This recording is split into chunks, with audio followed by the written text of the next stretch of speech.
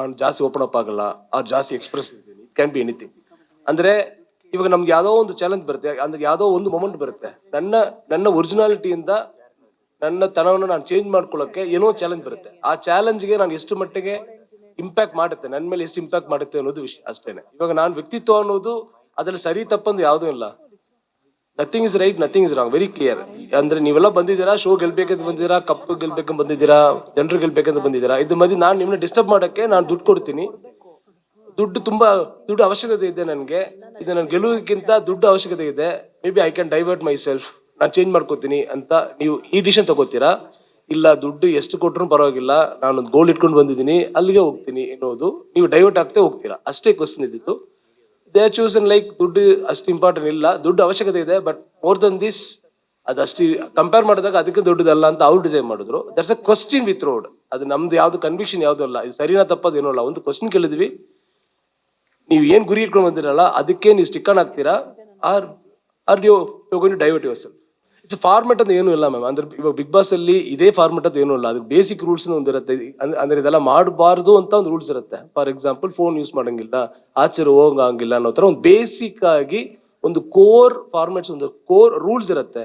ಅದನ್ನ ಇಟ್ಕೊಂಡು ನೀವು ಹೆಂಗ್ ಬೇಕಾದ್ರೆ ಅದನ್ನ ಮಾಡಬಹುದು. That's free flow format. ಅಂದ್ರೆ ನೀವು ನೀವು ನೀವು ಅದರಲ್ಲಿ ದುಡ್ಡು ಇಟ್ಕೊಂಡು ಮಾಡ್ಲೇಬೇಕು ಅಂತಲ್ಲ. ಬಟ್ ಅಂದ್ರೆ ಇವಾಗ ಈ ಸಲ ತಮಿಳಲ್ಲಿ ಕೂಡ ಮಾಡಿದ್ದಾರೆ, ದುಡ್ಡು ಇಟ್ಕೊಂಡು ಅಂದ್ರೆ ಇಡೀ ವಾರ ಮಾಡಿದ್ದಾರೆ. That is very new. ನೀವು ಅದನ್ನ ಹೆಂಗ್ ಬೇಕಾದ್ರೆ ಕ್ರಿಯೇಟಿವ್ ಆಗಿ ನೀವು ಅಡಾಪ್ಟ್ ಮಾಡ್ಕೊಂಡು ಹೋಗ್ತಾ ಇರ್ಬೋದು. That's a narrative. ನಾವು ಒಂದು ಕತೆ ಹೇಳ್ತೀವಿ, ಅದನ್ನ ರಿಯಲ್ ಇನ್ಸಿಡೆಂಟ್ ಮೂಲಕ ಹೇಳ್ತೀವಲ್ವಾ, ಹಿಂಗ್ ಹೋದ್ರೆ ಹೆಂಗಾಗುತ್ತೆ ಅನ್ನೋದು ಅಷ್ಟೇ ವಿಷಯ ಇರೋದು. ನಾವು ಏನ್ ಮಾಡಿದ್ವಿ, ನಮ್ಮ ಅಪ್ರೋಚ್ ಇದ್ದಿದ್ದು, ನಾವು ಒಂದು ಕ್ವಶನ್ ಥ್ರೋ ಮಾಡಿದ್ವಿ. ನಿಮ್ಮ ಗುರಿ ಇಟ್ಕೊಂಡು ಬಂದಿದ್ದೀರಲ್ಲ, ನಿಮ್ಮ ಗುರಿ ಡೈವರ್ಟ್ ಮಾಡಕ್ಕೆ ಒಂದು ಡೈವರ್ಷನ್ ಕೊಡ್ತೀನಿ, ಒಂದು ಹರ್ಡಲ್ಸ್ ಕೊಡ್ತೀನಿ. ನೀವು ಡಿಸ್ಟ್ರಾಕ್ಟ್ ಆಗ್ತೀರಾ, ಇಲ್ಲ ಅಂದ್ರೆ ನಾನು ಡಿಸ್ಟ್ರಾಕ್ಟ್ ಆಗಲ್ಲ, ನನ್ನ ಗುರಿ ಇಟ್ಕೊಂಡು ಹೋಗ್ತೀನಿ ಅಂತ ಇರುತ್ತೆ. ದಟ್ ಇಸ್ ಆಲ್ಸೋ ವ್ಯಕ್ತಿತ್ವ ಅಲ್ವಾ. ನೀವು ಹೆಂಗ್ ಬೇಕಾದ್ರೆ ತಗೋಬಹುದು, ಅದನ್ನ ನೀವು ನೋಡ್ತೀರಾ ಅಂದ್ಮೇಲೆ. ಅವ್ರು ಆ ಕ್ವಶನ್ಗೆ ನೋ ಅಂತ ಹೇಳಿದ್ರು. ಅದು ಒಂದು ಸೆಗ್ಮೆಂಟ್ ಅಷ್ಟೇ, just to disturb them. They didn't get disturb, that's answer. Sudeep sir ಹೇಳಿದ್ರಲ್ಲ ಅದನ್ನ ಕ್ಲಿಯರ್ ಆಗಿ. ಅದು ಇವಾಗ ಅದು ಹೆಂಗಾಗುತ್ತೆ ಅಂದ್ರೆ ಸರ್, ಒಂದು ವಾದ ವಿವಾದ ಅಂತ ಆಗುತ್ತೆ.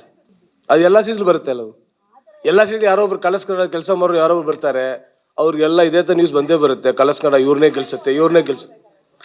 ಒಂದೇ ತರ ನೋಡಿದ್ವಲ್ಲ, ಎಲ್ಲರೂ ಒಂದೇ ತರ ನೋಡಿದ್ವಿ. ಅಂದ್ರೆ ಅದು ಸುದೀಪ್ ಸರ್ ಕ್ಲಿಯರ್ ಆಗಿ ಹೇಳಿದ್ದಾರೆ.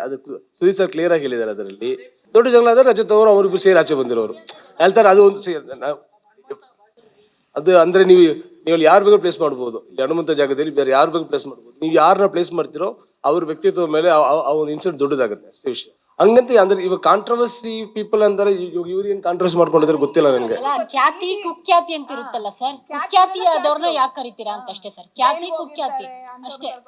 ಇನ್ನೊಂದೇನೋ ಇದಾಗಿರುತ್ತೆ ಅಂತ ಒಂದು ಕರ್ಕೊ ಬರ್ತೀವಿ. ಯಾಕೆ ಅಂತ, ಅದು ಯಾಕೆ ಆ ಸ್ಟ್ರಾಟಜಿ ಏನಕ್ಕೆ? ಸ್ಟ್ರಾಟಜಿ ಸ್ಟಾರ್ಟ್ ಆದಾಗ ಎಲ್ಲರೂ ಸಹ ಕಾಂಟ್ರವರ್ಸಿ ಮಾಡ್ಕೊಂತಾರೆ. ಇನ್ನೇನ್ ಸ್ಟಾರ್ಟ್ ಆಗಕ್ 1 ಮಂತ್ ಇರ್ಬೇಕಾದ್ರೆ ಅದಕ್ಕೆ ಹೋಗ್ಬೇಕು ಅಂತಾನೆ ಕಾಂಟ್ರವರ್ಸಿ ಮಾಡ್ಕೊಂತಾರೆ. ಅದಕ್ಕೆಲ್ಲ ನಾವು ರೆಸ್ಪಾನ್ಸ್ ತಗೊಳಕ್ಕಾಗಲ್ಲ. ವಿಷಯ ಇರೋದು ತುಂಬಾ ಸಿಂಪಲ್ ಮ್ಯಾಮ್. ಇವಾಗ ನಾವು ಶೋ ಮಾಡ್ತೀವಿ ಅನ್ಕೊಳ್ಳಿ, ಇವಾಗ ಯಾವ್ದು ದೊಡ್ಡ ಮೂವಿ ಮಾಡ್ತಾರೆ ಅನ್ಕೊಳ್ಳಿ, ಯಾರು ಎನಿ ಶೋ ಮಾಡಿದ್ರೆ ಅಲ್ಲಿ ಇವ್ರು ಬರ್ಬೇಕು ಅಂತ ಒಂದು ವಿಶ್ ಲಿಸ್ಟ್ ಇರುತ್ತೆ. ವಿಶ್ ಲಿಸ್ಟ್ ಯಾವ್ದು ಬೇಸ್ ಇರುತ್ತೆ. ಇನ್ ಕೇಸ್ ಒಂದು ಕಥೆ ಆಗಿದ್ರೆ, ಒಂದು ಫಿಕ್ಷನ್ ಆಗಿದ್ರೆ, ಈ ಕ್ಯಾರೆಕ್ಟರ್ಗೆ ಇವ್ರು ಸರಿ ಇರ್ತಾರೆ ಅಂತ ಒಂದು ಲಾಜಿಕಲ್ಲಿ ಚೂಸ್ ಮಾಡ್ತಾರೆ. ಈ ತರ ನಾನ್ ಫಿಕ್ಷನ್ ಇದ್ರೆ ಇದು ಕ್ಯಾರೆಕ್ಟರ್ ಅಂತ ಏನೂ ಇಲ್ಲ, ಕತೆ ಹಿಂಗ್ ಹೋಗುತ್ತೆ ಯಾರಿಗೂ ಗೊತ್ತಿಲ್ಲ. ಸೊ ಬೇಸಿಕ್ ರೂಲ್ ಏನಿದ್ರೆ ಇವ್ರೆಲ್ಲ ಗೊತ್ತಿರೋರು, ಜನಕ್ಕೆ ಪರಿಚಯ ಇರೋರು ಅನ್ನೋದು ವಿಷಯ.